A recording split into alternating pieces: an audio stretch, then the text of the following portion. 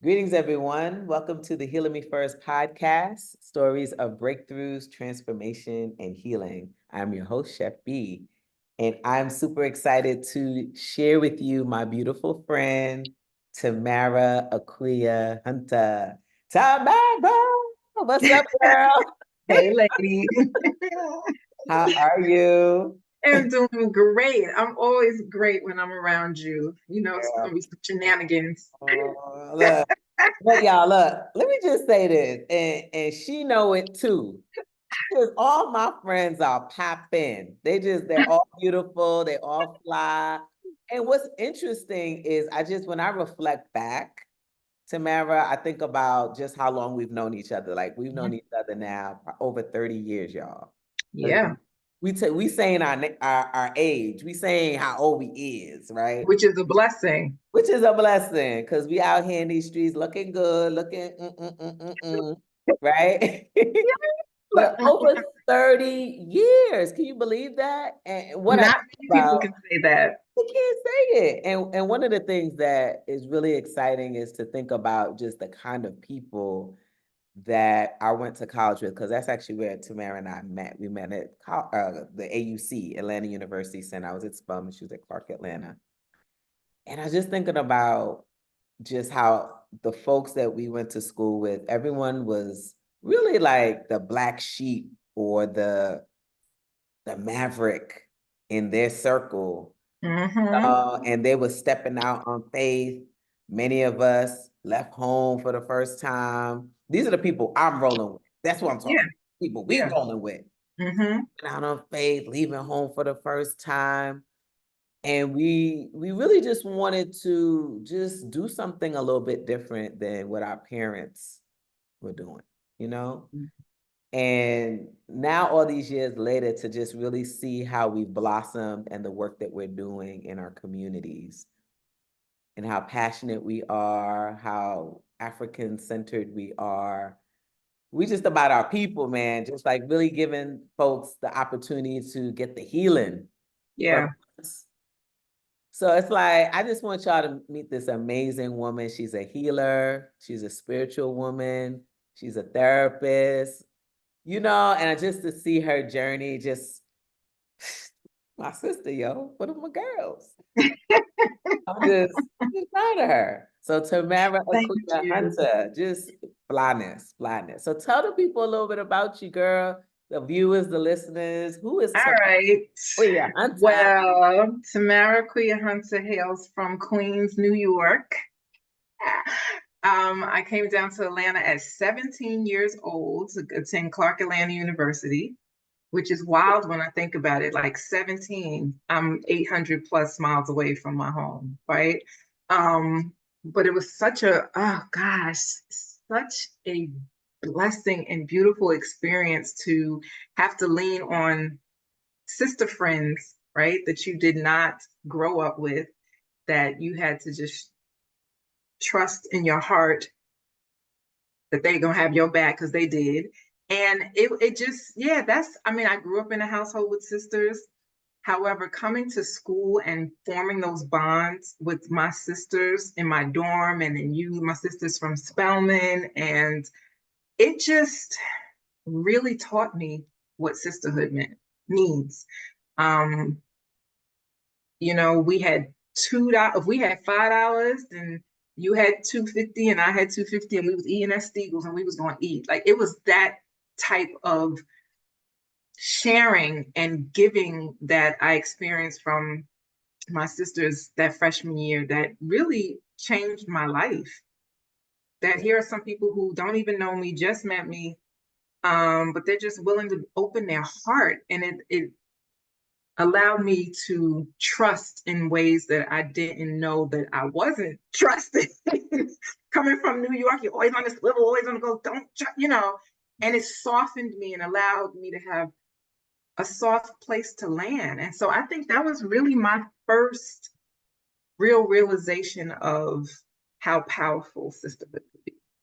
Yes. Now look, I ain't gonna call you out about the Steagles reference, okay? Steagles, y'all, Steagles. Look, Eagles was the place. It was like, what's his face from A oh yeah, Different World? exactly. That's what I was thinking, right? So if you think of a different world, for those of you heads who are listening or watching that know what we talking about, there's always a little dive in the community at any like any college town where everybody go to get their fried chicken wings, their burgers that are greasy, And their some French French fries fries. that's greasy, all the things. Steagles was the Eagles place. was it, honey. And I think you got a Coke for $2.50. Yes, Mr. Steagles was feeding us, honey. So Right across from the library, right? at the library. And so I will say, yeah, that really started my journey towards healing. I had an experience where my boyfriend from home died, and the way my girlfriends rallied around me and showed up and went to class and got the assignments and would help me with my homework or do the homework and sleep in the bed with me because I'd be crying all night. And they're like, we're going to sleep in this bed and hold you. And they'll call me in the morning, just get up. It's time for school. Come on. I don't want to get up. Like that was the pivotal moment for me for knowing that you can have sisters who can hold you up and hold you down who are not blood related to you. So I will say that started my healing journey, honestly, towards just spirit and relationship with myself and how I just navigated trauma, and learning and becoming more in tune with ancestors. And it was you also who told me to put food out for Sean. You was like, you should put an apple out. You could put some fruit and all this stuff. And I was like, oh, really? Okay. And put some water out and light a candle. Wow. Yes, you are the one Oh, who I'm told me getting that. emotional just this conversation because there's so much that happened around our time in school Mm-hmm. where like just Rodney King and just that time and I just just so many was talking people to didn't my know client about that. about this, all Yes, that we were enduring down here, and really how we had to rally for each other and support yes. each other during this time because people were getting beat up and billy clubbed and just all of it today, just back then. And just to like reflect today to that time and just all that I learned about being a Black woman in America. Mm-hmm. Before then, I Mm-hmm. was a Guyanese girl from Brooklyn, but then really that time showed me that I'm really just a Black girl, Black woman in America, Mm-hmm. no Mm-hmm. different. That really helped me to see that we're all connected in a Mm-hmm. way than I thought, more than what I would have ever thought being in Brooklyn. Yes. Oh, because like when you in New York, people are just very divided. They're together, but they're divided. Mm-hmm. Black Americans, Caribbeans, like they don't always see eye to eye. And a lot of Caribbean immigrants, they'll come and they have their view about who Black Americans are, what they Yes. can't do, what they do and what they don't do. And for me, leaving home was just such a, like you talked about, just a opportunity to just really grow and be just to learn so much about myself and to see my capabilities and to Yeah. really just just have this humility about others I Mm-hmm. didn't necessarily realize I didn't have. And that was a humbling experience Yeah. tremendously, just being in Atlanta during that time. And it connected me to Black people, Mm-hmm. all Black people in a way that Yes. I never had before, you Yeah. know? Agreed. Agreed. And for me, coming to a HBCU, Black College, Clark Atlanta University, find a way or make one, culture for service. Love it. What speaking of New York, right? So we have this melting pot, but I really, mommy took us to the Schomburg and we did Kwanzaa and we did all that, right? So I never had this, I felt inferior to anybody. But I just didn't know how dope we were until I came to campus and saw Black professors Black president, the Glee Club, the band,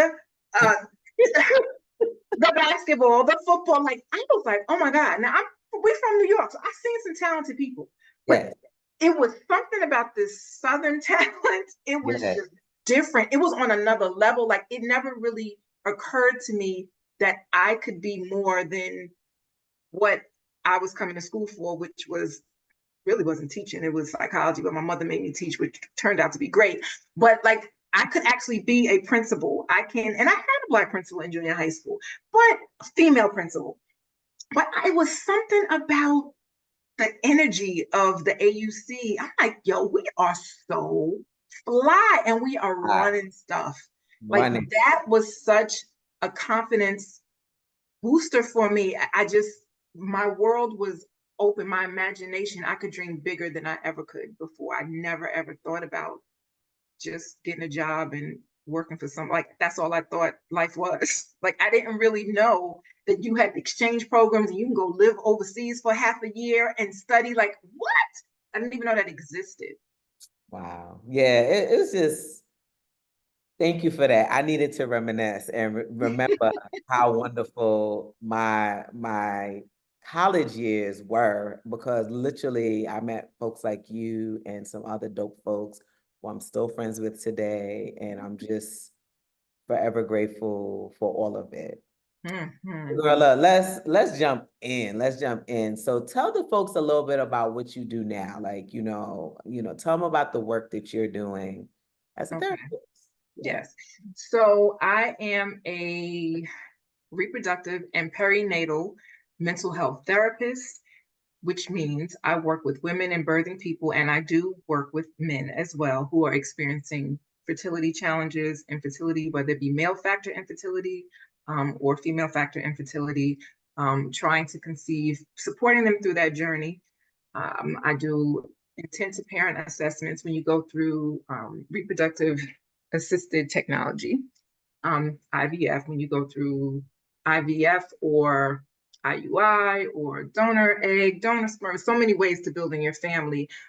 You have to have an assessment from a trained therapist. And just to talk about just feelings that may come up, what that looks like for the birthing parent, the non-birthing parent, maybe the surrogate. So I do those, and I just absolutely love helping people build their families. I work with birthing people, women who have experienced loss. Right, our story doesn't always end with a live birth, and so I support women and their families through that as well. I support them through their pregnancy journey and their postpartum journey as well. Sometimes that postpartum journey looks like perinatal mood and anxiety disorders, which is can encompass having OCD, Mm. PTSD, um, and so I support you through the whole process. I provide a postpartum wellness group for Black moms, which I love. There, we do those in person here in Atlanta, Georgia. And I provide individual therapy groups. Let's see what else. I do have a podcast called Womb Wisdom on SoundCloud, and I support women. I give them a platform to talk about their reproductive, their mental health, and their maternal mental health journeys. I think that's it. I also write. I do Okay. write for periodicals, for online magazines. I've been quoted in Huffington Post. I've written for Fertility Out Loud. I'm waiting for my next article to come out with them. I was on NPR recently talking about infertility in Black women and their mental health.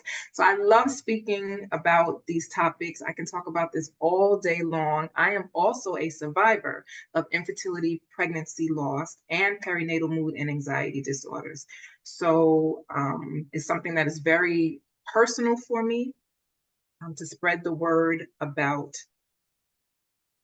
what women and birthing people and men experience during that conception period, that trying to conceive, pregnancy, and that postpartum phase. I think I covered everything. Now, that's incredible work that you're doing. Very, very incredible work. I wanted to go back to like two things you talked about, because I'll be honest with you, I don't often think about the men and what they're dealing with. I'm sure Yeah. many women don't. Yes. So I wanted to first talk about your story, like just sharing, if you would like to share that, you know, you're a survivor of loss. Hmm. How has that informed your work? And then once you share that piece, I want to talk about the brothers. Of course. How has it informed my work? It's informed my work in ways that I didn't even know it was going to, because at the time when I was having those experiences, I was working with women in a different capacity. I was working with women who were either in a rehabilitation as an alternative to incarceration. So they were in like a chemical dependency rehabilitation as an alternative to incarceration. And because everybody knew I got 2 jobs or more, I was also working in an outpatient clinic in the Kings County Hospital for women and men who are in chemical dependency rehabilitation, so 90 days or more. So at that time, I was experiencing difficulties with, no, I was able to conceive. I just was having difficulties sustaining the pregnancy.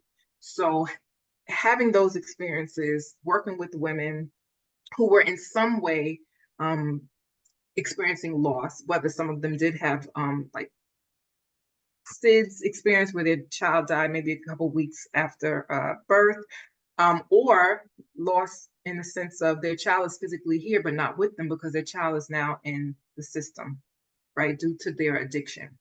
Wow. So the theme of loss was just present and with women, right? And then my own experience as a Black woman with loss and in our community at that time, we're talking 2012, 2010. So 2010 and 2012. We weren't real, people weren't as vocal. It was no Instagram yet. You have Facebook, but people weren't as vocal about their loss and their experiences. And I felt a lot of guilt, a lot of shame, a lot of sadness, depression. And I wasn't sharing it because I just didn't feel like I could. I didn't feel like anybody understood. Um, and so I like to say the work found me. Mm. I through those experiences is how I came to dedicate my practice to Black women and their reproductive and perinatal mental health. I just got chills.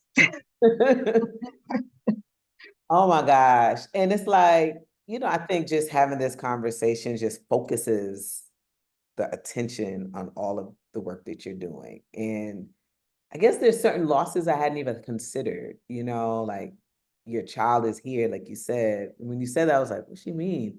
But they're not with you because they're in the system. That's a loss. And I never even thought Mhm. about that. I just always think of the child is deceased. But yes, like there's this postpartum piece, Right, regardless of your mental state, you still had that child. right.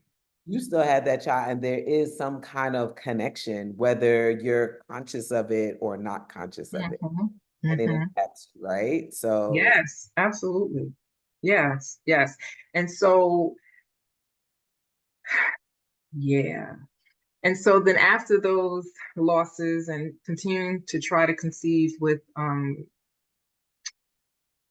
we were not at the stage of IVF, we were at the stage of IUI. So the difference is intrauterine insemination, where they take the sperm and insert it into the egg. IVF is when they do a retrieval and take out your egg and take the sperm and then they put it back in. Okay.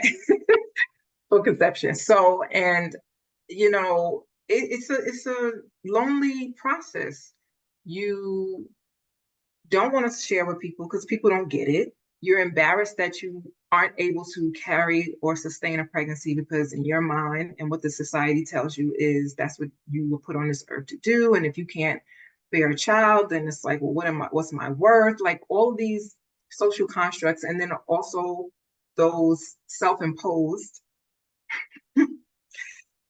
thoughts and those that also come from families, depending on what family you're in. If you have a large family, if you have a Caribbean, African family, or Southern family, it doesn't matter. we all come from families where somebody's going to ask you why y'all not having a baby yet. Okay. And having to say that over and over again, and you tend to isolate, and before you know it, you're not answering your phone anymore, and you don't come out your house, and it's like you're just depressed. And it was a very, very, very low time for me. Um, yeah, even thinking about it, you could hear my voice cracking. It still hurts. Mm. Yeah, it still hurts. And the one thing I want to stress is we were able to go on through IUI and have a daughter, but it was a rough pregnancy. I went into preterm labor 3 times before I was 4 months pregnant. And then by 5 months, I had to have a cerclage because I went into preterm labor again. A cerclage is when they stitch your cervix so that the baby can stay in.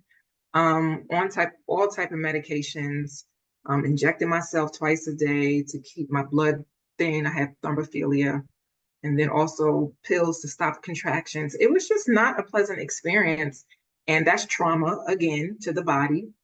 And then the thought of, oh my God, am I going to have another pregnancy loss? I didn't enjoy the pregnancy. Um, when it was time to deliver, she was in distress. I had to have I had to have her induced. It was just trauma, trauma, trauma, trauma, trauma. Okay. And so people think sometimes that because you have a live birth, oh, well, you have a baby now. No, I still wanted those other 2 babies that didn't make it. Having my daughter Afia does not replace the loss of the hopes and the dreams that you had, and the fact that she doesn't have any siblings. All of those things, the mommy guilt. What could I have done differently? Like all of those things come up. And I guess if anything, I want to stress for whoever is listening, if you haven't had this experience, then you may not understand how devastating it is and how important it is to choose your words wisely Mm. and not tell people things like it's it's God's plan, or it's God's will, or it's in God's time, or you are stressing too much. Nobody wants to hear that, because there are people in highly stressed situations who get pregnant. Yeah. Okay. Why don't you just adopt? Oh, that's one that I got a lot. Yeah. That's very dismissive of my experience. Now, maybe at some point, did I get to the point where I was like, you know what? Yes, I think I can if this last round of treatments doesn't work. And people think that they're helping, but you're not. So the best thing you could do is say, I have no idea how you're feeling. Or maybe you did have a loss, but you still don't know how that person is feeling, right? And so I can imagine this is really tough for you. How can I support you? Right? Um, Unsolicited advice is just not helpful. It just makes the person who experienced the loss isolate even more. And so I'm getting to the men. So what happens, or the non-birthing parent, what happens is that non-birthing parent feels as if because they aren't the one who physically had the loss, that they may not have the right to emote because I have to take care of you, right? And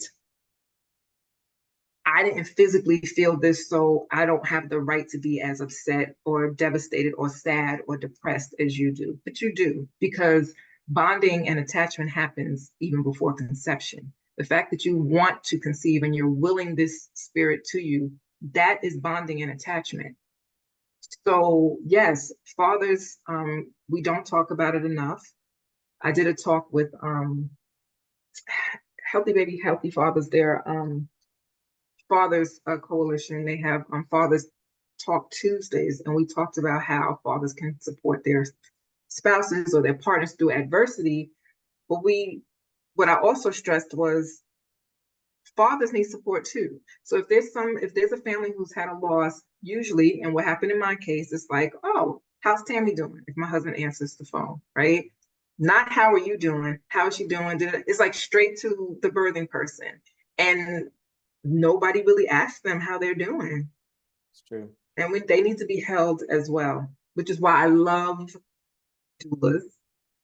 I love that there's a full spectrum. You have birth doulas, you have death doulas, you have abortion doulas, you have postpartum doulas, and they can help hold the whole family and come cook and do whatever those household chores are that people don't get when you don't have a live birth. There's no funeral, there's Mm. no memorial.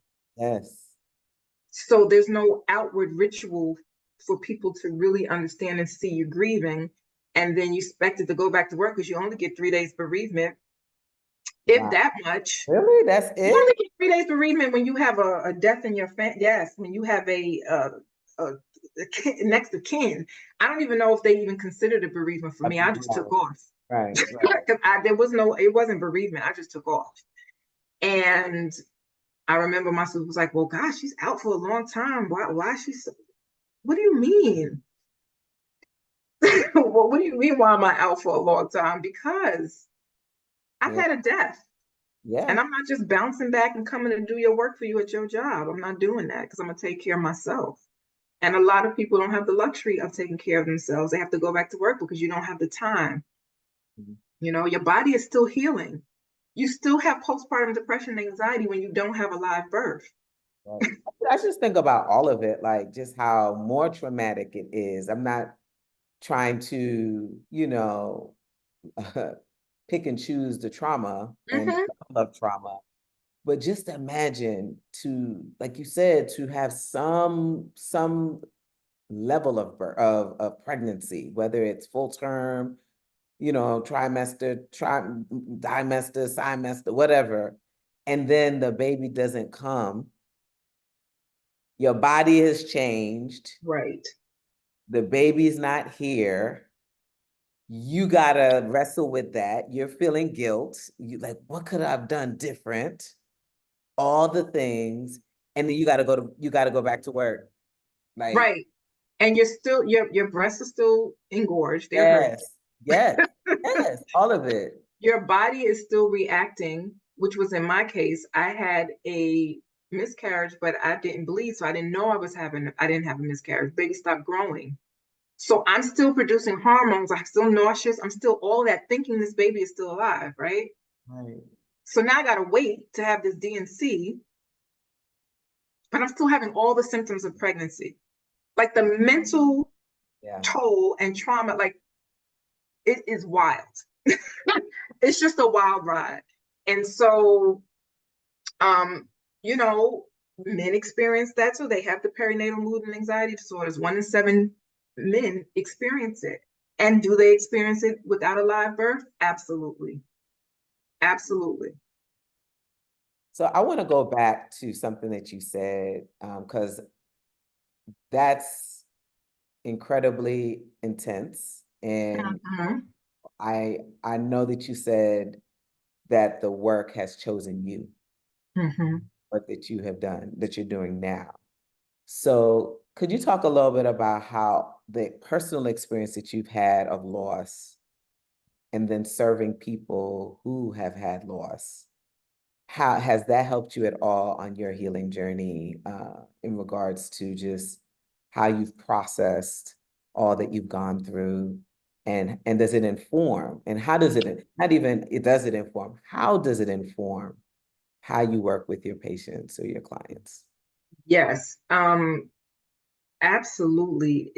Yeah, when I say it chose me because yeah, I don't know if I would have focused my practice solely on reproductive and perinatal mental health. And at the time, I was, of course, angry with God. I was pissed off at everybody. If I saw somebody with a baby, I was mad. You hear me? And I'm not a jealous person, but I let people know you don't have to. When you go through that, it's like, why not me? Why not me? When is it going to be my turn? Like, what did I do to deserve this? Like, all of these thoughts that you never, like, who am I? Like, I don't even recognize this person with these type of thoughts I'm having. Um, but where I am now, and it's not only because a I've had a live birth. I knew that I was supposed to give birth to something.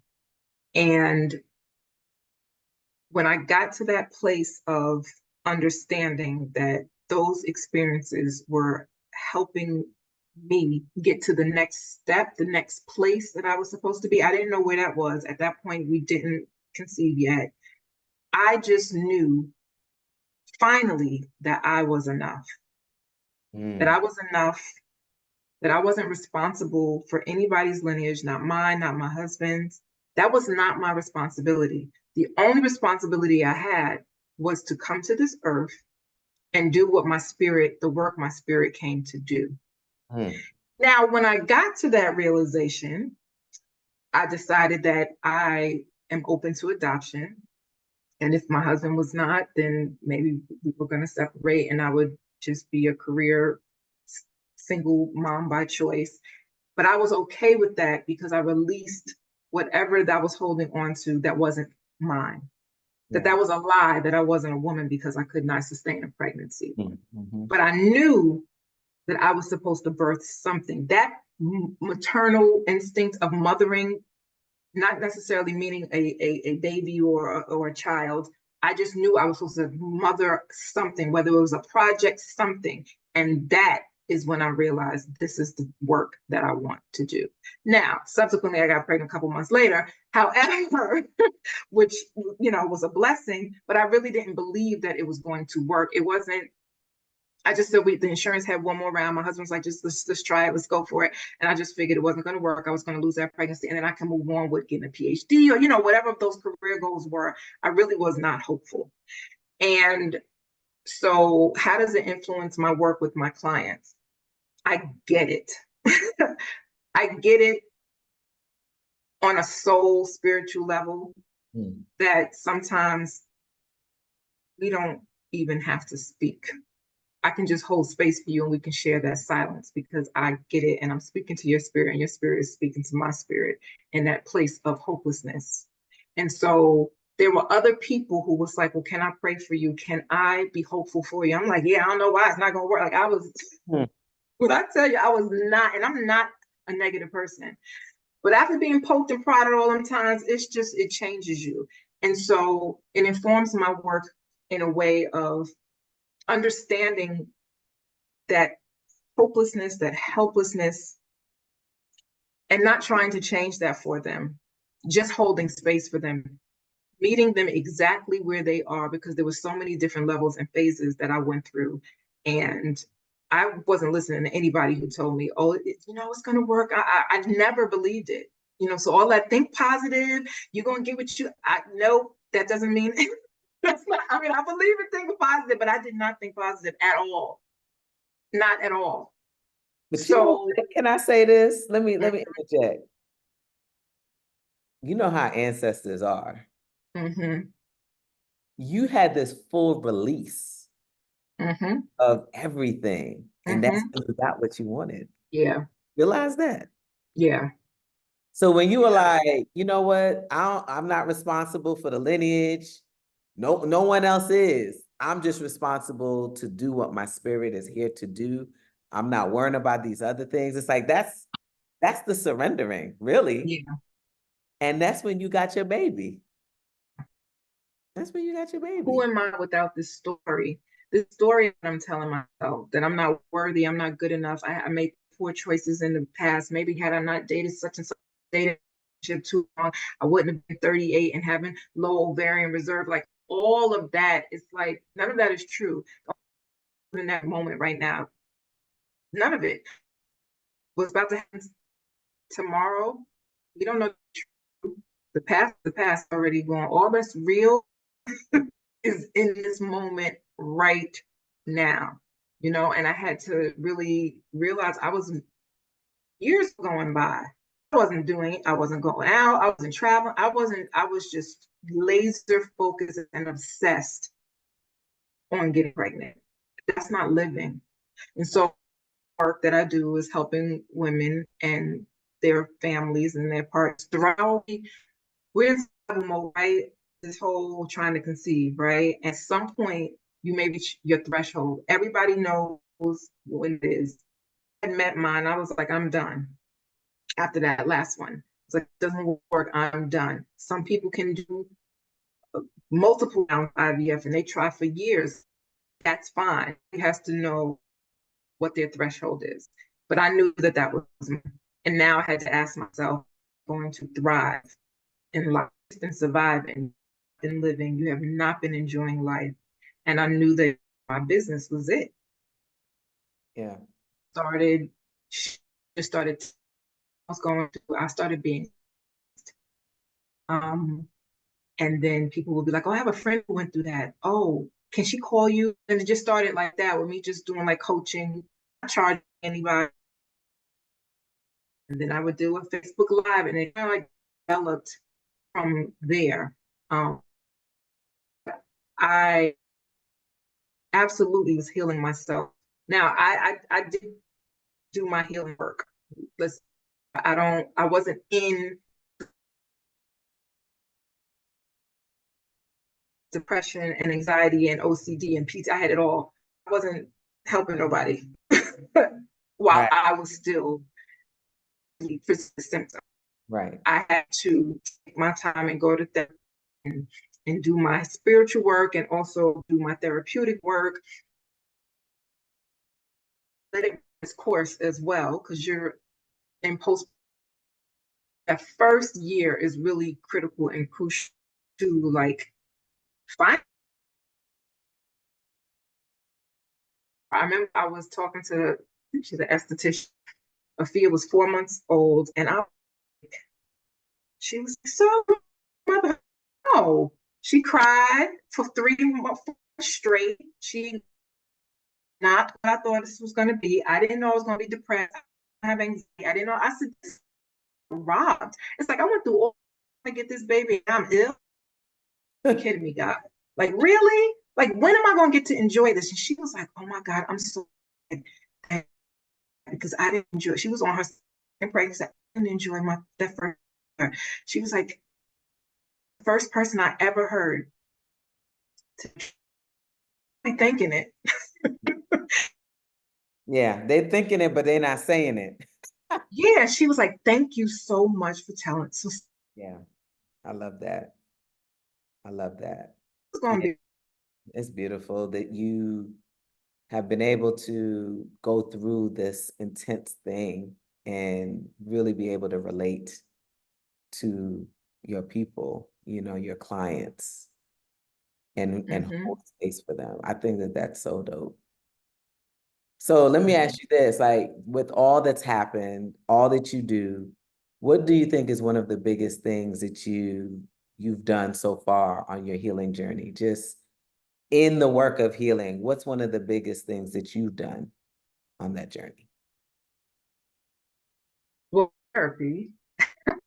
There's more than one because I believe it's a mind body spirit connection. You think about it, trying the mind, whichever, but you got mind on one point, body on the other point, spirit on the other point. So, and they're all related, you know? So you have to address all three.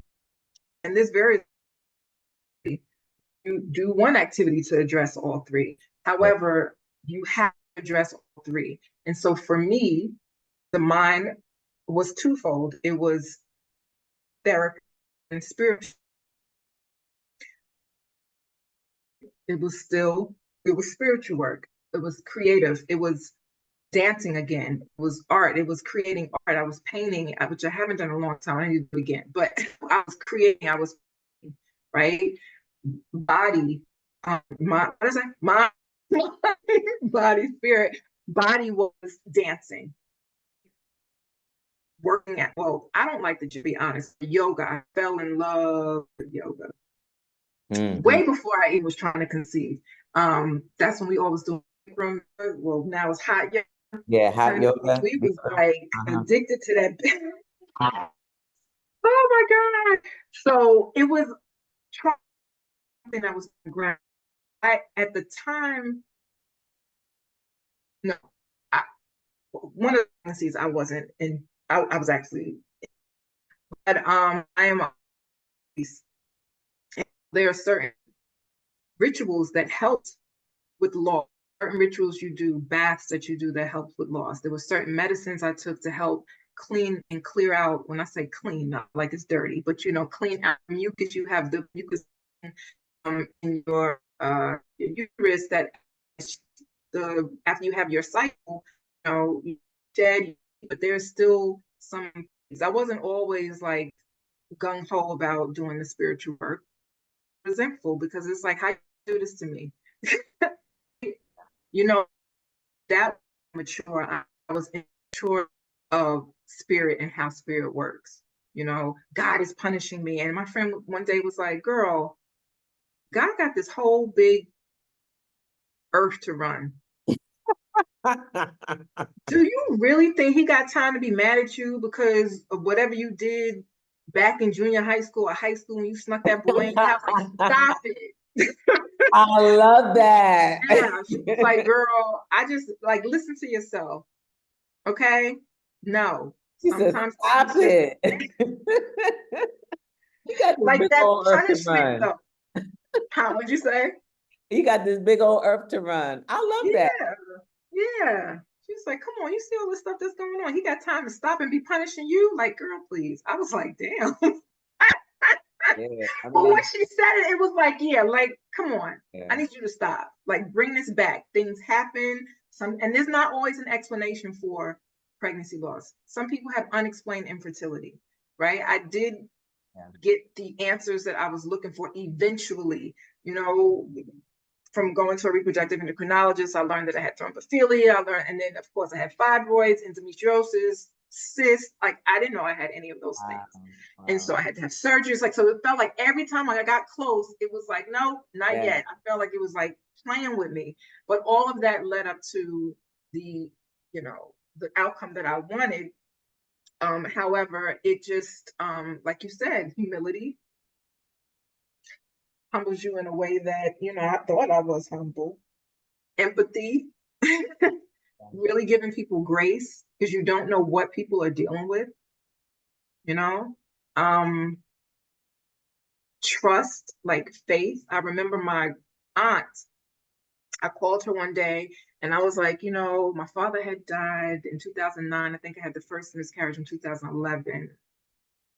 Yeah.